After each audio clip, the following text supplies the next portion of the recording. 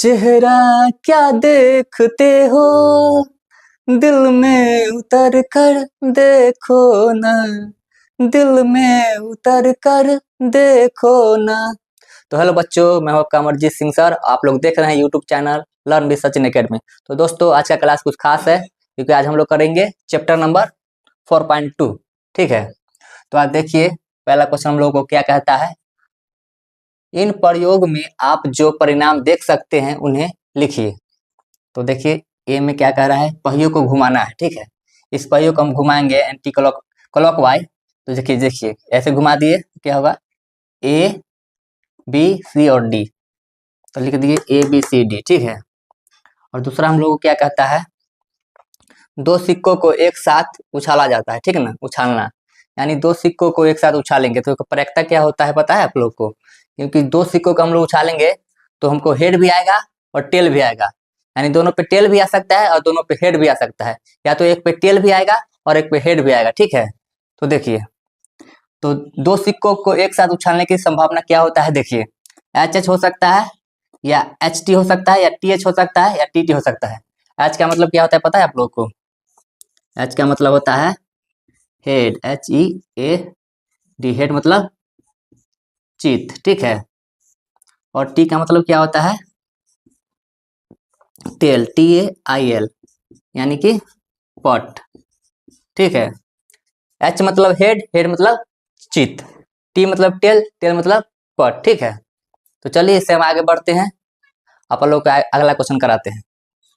तो चलिए बच्चों, अब 2 नंबर क्वेश्चन देखते हैं क्या कहता है। देखिए, जब एक पासे को फेंका जाता है तब निम्नलिखित प्रत्येक घटना से प्राप्त होने वाले परिणामों को लिखिए। तो देखिए पहला क्या कह रहा है, एक अभाज्य संख्या हो। अभाज्य संख्या आप लोग जानते हैं कि नहीं जानते हैं, अब लोग देखिए। अभाज्य संख्या, अभाज्य संख्या वो होती है जो एक और स्वयं से विभाजित हो। ठीक ना, जो एक से कटे और स्वयं से कटे वो अभाज्य संख्या होती है। ठीक है, तो अभाज्य संख्या यहाँ लिखते हैं, एक अभाज्य संख्या, एक अभाज्य संख्या। ठीक है, तो एक अभाज्य संख्या क्या क्या हो जाएगा, 2 होगा, 3 होगा और 5 होगा। ठीक है, और आप लोगों को क्लास देखना है अभाज्य संख्या का तो सचिन सर अच्छे से बताए हुए हैं, आप लोग जाके यूट्यूब चैनल पे देख सकते हैं। ठीक है, दूसरा क्या कहता है, एक अभाज्य संख्या नहीं हो। ठीक है, तो अभाज्य संख्या नहीं हो सकता, क्या क्या हो सकता है,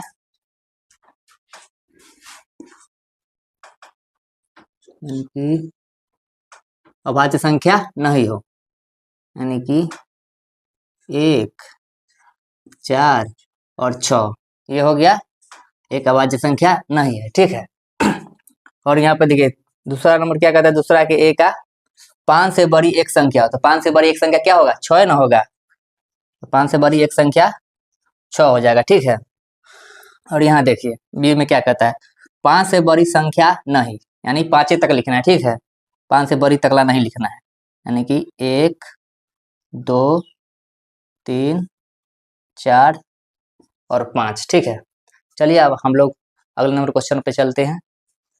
तो बच्चों देखिए 3 नंबर क्वेश्चन क्या कहता है, हम लोगों को देख सकते हैं। ज्ञात कीजिए ए, प्रश्न 1 के ए में सूचक के डी पर रोकने की प्रक्रिया बताना है। ठीक है, तो देख सकते हैं यहाँ पर प्रश्न नंबर 1 आप लोगों को दिखाई देता होगा, दिखाई दे रहा है। इसमें देखिए इस सूचक, सूचक है, इसको रोकने के लिए बोल रहा है। ठीक है, तो पहले बना लेते सूचक को हम।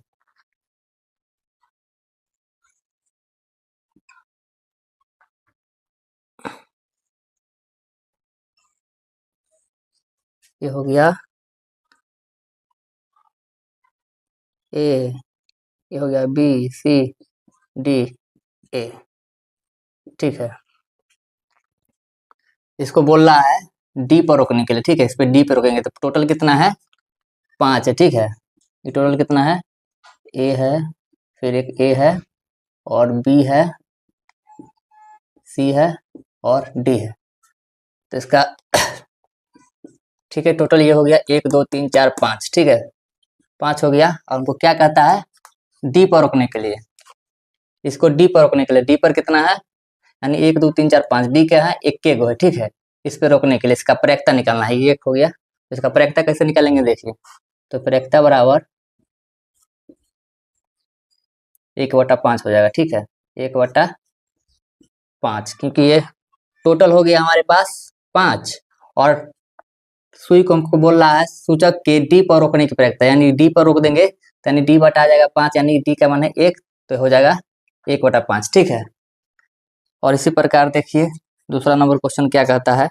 तो बच्चों चलिए हम क्वेश्चन नंबर बी करते हैं 3 का। ठीक है, तो इसमें क्या कहता है आप लोग देख सकते हैं, अच्छी प्रकार से फेंटी हुई 52 ताशों की एक गड्डी में से एक इक्का प्राप्त करने की प्रक्रिया बताना है। ठीक है, तो सबसे पहले जान लेते हैं, यानी कि ताश की गड्डी में 52 पत्ते होते हैं। ठीक है, उसमें से लाल पात्र होता है 26 गो और काला पात्र होता है 26 गो। ठीक है, उसमें लाल पान की संख्या होता है 13 और ईंट की संख्या होता है 13, और उसमें हुकुम भी होता है 13 काला पात्र में, और चिड़िया भी होता है 13। ठीक है, तो हम लोग कहता है एक इक्का प्राप्त करने की प्रक्रिया। ठीक है, तो देखिए इसका प्रक्रिया हम डायरेक्ट लिख देते हैं, प्रक्रिया बराबर प्रायिकता बराबर कितना है, 1 बोल रहा है, 1 इक्का, यानी कितना है इक्का 13, यानी कि 1/13 इक्का। ठीक है, एक इक्का प्राप्त करने की प्रक्रिया क्या हो जाएगी, 1/13। ठीक है, यही आपका आंसर हो गया। आप लोग इतना जरूर समझ गए होंगे कि ताश की गड्डी होता है, उसमें 52 पत्ते होते हैं, उसमें लाल पात्र में 26 होते हैं और काला पात्र में 26 होते हैं। ठीक है, और इसका 2 भाग ले लिए, इसमें लाल पान होता है 13 गो और ईंट होता है 13 गो और हुकुम होता है 13 गो, चिड़िया होता है 13 गो, ईंट को कहते हैं इक्का। ठीक है, आप लोग समझ ही गए। तो यहाँ इक्का कितना है 13 और एक इक्का निकालना था तो 1/13। ठीक है, चलिए इसी प्रकार हम लोग अगले क्वेश्चन पे चलते हैं। तो चलिए बच्चों अब हम लोग 3 का सी देखते हैं। ठीक है, क्या कहता है, एक लाल सेब प्राप्त करने की प्रक्रिया दी हुई आकृति से देखिए। ये आकृति देख सकते हैं, ये हमने सेब बना दिया है, इसमें जी का मतलब है ग्रीन और आर का मतलब है लाल। ठीक है, ये लाल हो गया, ये ग्रीन हो गया, लाल हो गया, ग्रीन हो गया। ठीक है, कितना है टोटल, 1 2 3 4 5 6 7, यानी कि टोटल हमारे पास है 7। ठीक है, और लाल कितना है, 1 2 3 4, लाल देखिए हमारे पास कितना है 4 है, तो हमको इसका प्रक्रिया निकालना है। तो प्रक्रिया बराबर क्या होता है, प्रायिकता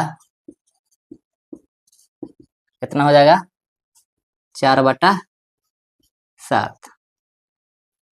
ठीक है, यानी कि एक लाल सेब प्राप्त करने की प्रक्रिया कितना हो जाएगा 4/7। चलिए अब हम लोग अगले क्वेश्चन को देखते हैं। तो चलिए दोस्तों देखते हैं 4 नंबर क्वेश्चन हम लोगों को क्या कहता है, 10 पृथक पर्चियों पर 1 से 10 तक संख्या लिखी हुई है। एक पर्ची पर एक संख्या, उन्हें एक बॉक्स में रखकर अच्छी प्रकार से मिला दिया जाता है। ठीक है, बॉक्स के अंदर से बिना देखे एक पर्ची निकाली जाती है, निम्नलिखित की प्रक्रिया क्या होगी। ठीक है, तो देखिए हमारा क्या है, 10 पृथक पर्चियों पर 1 से 10 तक की संख्या है, यानी कि कुल संख्या हम लोग कितना हो गया, कुल संख्या कितना हो गया 10।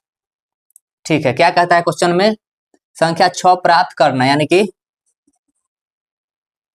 संख्या 6 प्राप्त, यानी कि अनुकूल संख्या कितना होगा 1 हो जाएगा। ठीक है, इसका प्रक्रिया निकालना है। ठीक है, तो प्रक्रिया निकालने के लिए क्या करेंगे, 1 बटा कुल संख्या कितना था 10। ठीक है, इसी प्रकार देखिए दूसरा नंबर क्वेश्चन, 6 से छोटी एक संख्या प्राप्त कीजिए। 6 से छोटी मतलब इतना है कि 1 2 3 4 5, कितना हो गया 6 से छोटी। ठीक है, प्रक्रिया इसका निकालते हैं। ठीक है, तो प्रक्रिया का सूत्र प्रक्रिया का निकालते हैं। ठीक है, प्रायिकता प्रक्रिया बराबर 1 2 3 4 5, यानी कि 5/10, काटेंगे कितना हो जाएगा 1/2, 1/2, ये आंसर हो गया। चलिए इसी प्रकार हम लोग आगे देखते हैं क्या कहता है। तो क्या कहता है क्वेश्चन तीसरा नंबर, 6 से बड़ी एक संख्या ज्ञात कीजिए, यानी 6 से बड़ी।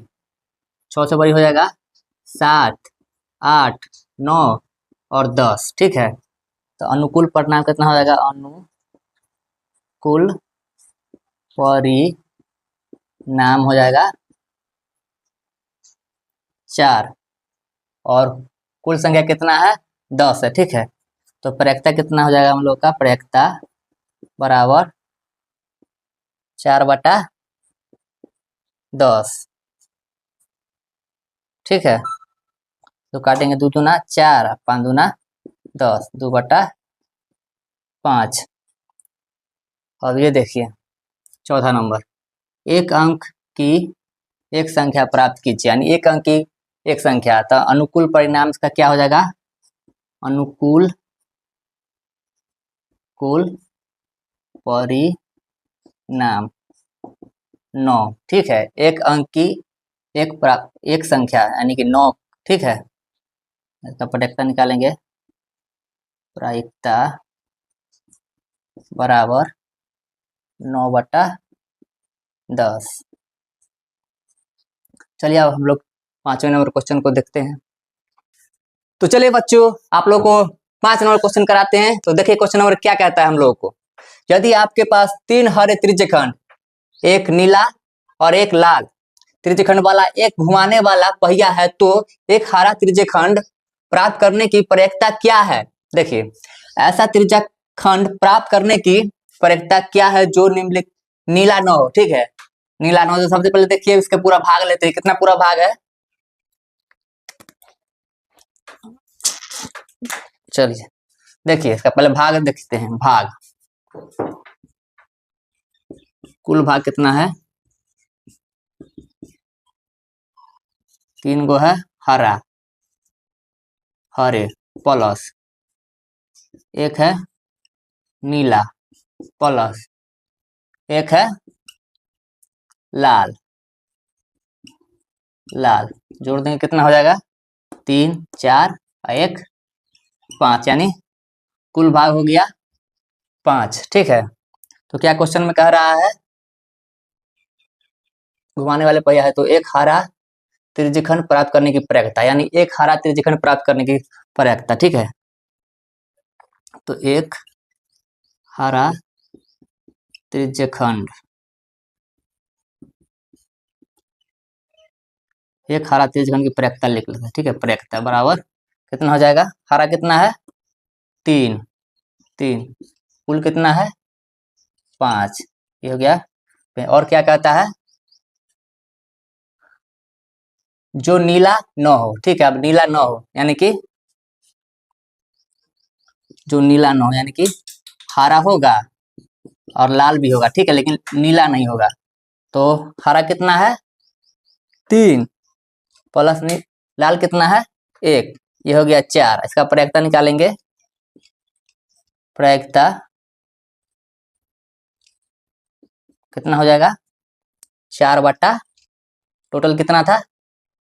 5। ठीक है, क्या क्वेश्चन में कह रहा है? जो नीला न हो, यानी कि हरा होगा और लाल भी होगा लेकिन नीला नहीं होगा। ठीक है, तो हरा 3 था और लाल 1 था, तो टोटल हो गया 4। तो प्रयेक्ता निकाल दिए 4/5। ठीक है, उम्मीद करते हैं आप लोग इतना समझ गए होंगे। और चलिए 6ठा नंबर क्वेश्चन देखते हैं। तो हेलो दोस्तों, देखिए क्वेश्चन नंबर 6 क्या कहता है। प्रश्न 2 में दी हुई घटनाओं की प्रयेक्ता ज्ञात करना है। तो प्रश्न 2 में क्या दिया गया था आप लोग देखिए। जब एक पासे को फेंका जाता है तब निम्नलिखित प्रत्येक घटना से प्राप्त होने वाले परिणामों को लिखिए। ठीक है, जब एक पासे को फेंका जाता है तो पूरा संभावना क्या होता है? हम लोगों को 6 होता है। ठीक है, अगर एक पासे को हम लोग फेंकेंगे तो टोटल संभावना होगा 6। ठीक है, एक पासे को फेंकेंगे तो टोटल कितना हो जाएगा? 1, 2, 3, 4, 5, 6 हो जाएगा। ठीक है, तो क्या कहता है? एक अभाज्य संख्या हो। ठीक है, अभाज्य संख्या हम पहले बता दिए थे 2, 3 और 5। ठीक है, तो इसका कुल कितना हो गया? 1, 2, 3 हो गया। ठीक है, तो प्रयेक्ता निकालेंगे। प्रयेक्ता बराबर ये होगा 1, 2, 3 बटा और पासे को फेंकेंगे, पूरा परिणाम कितना है? 1, 2, 3, 4, 5, 6। ठीक है, इसको काट देंगे यानी कि 1/2। तो 1/2 2 इसका होगा, ठीक है। इसी प्रकार यहाँ पर देखिए एक अभाज्य संख्या नहीं है, तो अभाज्य संख्या कौन कौन नहीं है, 1 हो गया, 4 हो गया और 6 हो गया, ठीक है। तो टोटल कितना हो गया, अभी 3 हो गया। इसका प्रयेक्ता क्या हो जाएगा, प्रयेक्ता बराबर 3/6 टोटल इसको काट देंगे, यानी कि 1/2। नीचे देखिए, नीचे क्या कहता है, 5 से बड़ी एक संख्या, यानी 5 से बड़ी एक संख्या, यानी कि हो जाएगा 5 से बड़ी 6 हो जाएगा, ठीक है। तो इसका प्रयेक्ता निकालेंगे 1/6, ठीक है। क्योंकि 5 से बड़ी पूछ रहा है, एक क्यों संख्या है, 6 एक ही संख्या है, तो 1/6, ठीक है। और यहाँ पर क्या कहता है, 5 से बड़ी संख्या नहीं हो, यानी 5 तक जाएगा, यानी कि 1 2 3 4 5, 5 से बड़ी ना हो, यानी कि हम यहाँ पर 6 नहीं लिख सकते, क्योंकि 5 से बड़ी 6 है, ठीक है। हम 6 नहीं लिख सकते हैं। और इसका प्रयेक्ता निकालेंगे तो क्या हो जाएगा, 1 2 3 4 5, 5 टोटल कितना है, 500 को फेंकने पर होता है 6, ठीक है। यही आंसर है। उम्मीद करते हैं आप लोगों को ये सवाल अच्छे से समझ में आया होगा। अगर आप लोगों को समझ में आया होगा तो चैनल को सब्सक्राइब कीजिएगा, लाइक कीजिएगा। तब तक मिलते हैं नेक्स्ट वीडियो में। जय हिंद, जय भारत, वंदे मातरम।